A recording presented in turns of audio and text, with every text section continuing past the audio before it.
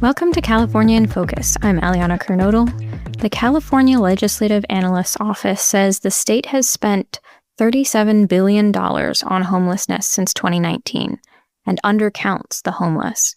Joining me with more on this story is the Center Square's California reporter, Kenneth Schrupp. Kenneth, why does the state not know where its homelessness spending is going? This has to do with the accountability and reporting measures that haven't existed until very recently. We simply have not been able to track the spending and evaluate the programs because there is no requirement that that be done. There was a recent audit from the state auditors saying that it's just unable to figure out how well the state's programs are working because, again, it just doesn't know. It can't know. If you don't have any data, you can't evaluate anything. So we are facing a lot of tracking issues. Governor Newsom seems to understand that he's probably going to be held responsible for this lack of transparency and accountability because most of the spending really took off in 2019 when he assumed office. This is also probably why the report from the Legislative Analyst's Office really just tracks spending since 2019, because, again, Newsom's been driving a lot of these programs and a lot of this spending. And one of his key programs here has been this program called Encampment Resolution Funding. The idea is to contrast with encampment sweeps, where they push them off one street corner and move them somewhere else. The resolution part of this implies that they're supposed to be taken from somewhere on the street and put into housing of some kind.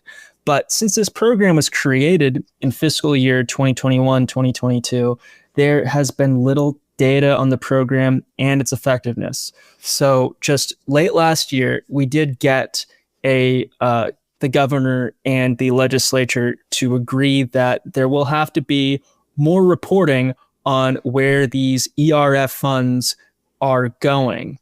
The data that we do have on the ERF funds is not very clear. There's been about $1 billion awarded thus far, but only about 30% of it has been spent.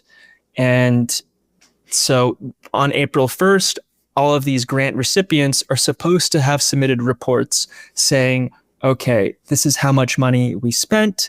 This is what the program goals were. This is what the program outcomes were.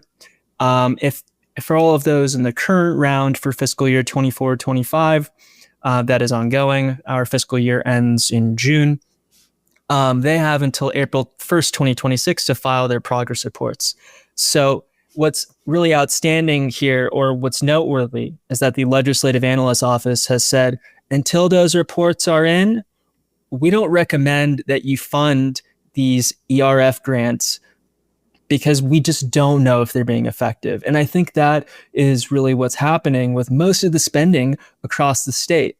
We just don't know if these programs are effective. It's just money being spent to say it's being spent, or at least that's how many people feel, without any outcomes. And why does it seem the state is undercounting homelessness, as was reported by the analyst's office?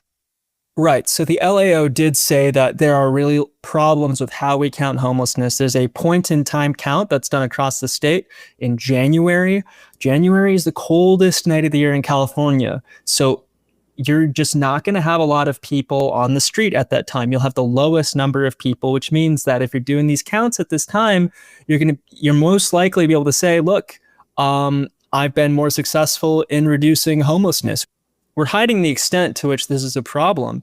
The RAND Corporation, which is a government consulting firm, reached similar conclusions when it looked specifically at a few neighborhoods in Los Angeles where the point-in-time count showed a decrease, but their data showed a massive increase. In one neighborhood, Venice, there was even an over 30% increase that they counted, while this one-time count showed a decrease. So that's why a lot of people feel like homelessness is probably getting worse, but government figures might say that it's down. And if we don't have a lot of information about how this is being spent, do we even know how much of this funding is going to Californians? We don't. And that is a criticism that a lot of people have had about California's homelessness spending. Are we just paying for the entire country to send its homeless here to California? A $200 Greyhound ticket is a lot cheaper than $30,000 a year that you'd have to spend on homeless services somewhere in the interior of the country.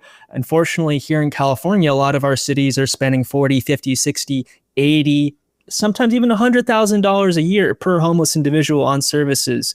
The University of California, San Francisco did a much larger survey on homelessness in California and found that 34% of California's homeless, or the people who are homeless in California, are not from California. They're from other states, they're even from other countries, and yet we, as the California taxpayer, are paying for all of that. We're really paying for the entire country and maybe even a lot of the world's homeless. And I think there's very little indication of how much is really going to Californians and how much is being spent cleaning up other states and other countries' problems. And you mentioned earlier some questions about how much of the money has been spent. What do we know about if this money even has been spent on these programs? Well, there are really no guidelines for how much of this money has to be spent other than, well, it has to be spent in the next few years. The expiration for that first 2021, 2022 fiscal year round, it came at the end of 2024. So, assuming they got the money in December 2021 and they had to spend it by December 2024, they had about 3 years to spend it. But there are a lot of these programs, again, $37 billion of programs, and they don't all have guidelines for expiration that might be in the 3-year range. We just don't know where that money is going. Well, Kenneth, thank you for your insights on this story. Listeners can keep up with this story and more at thecentersquare.com.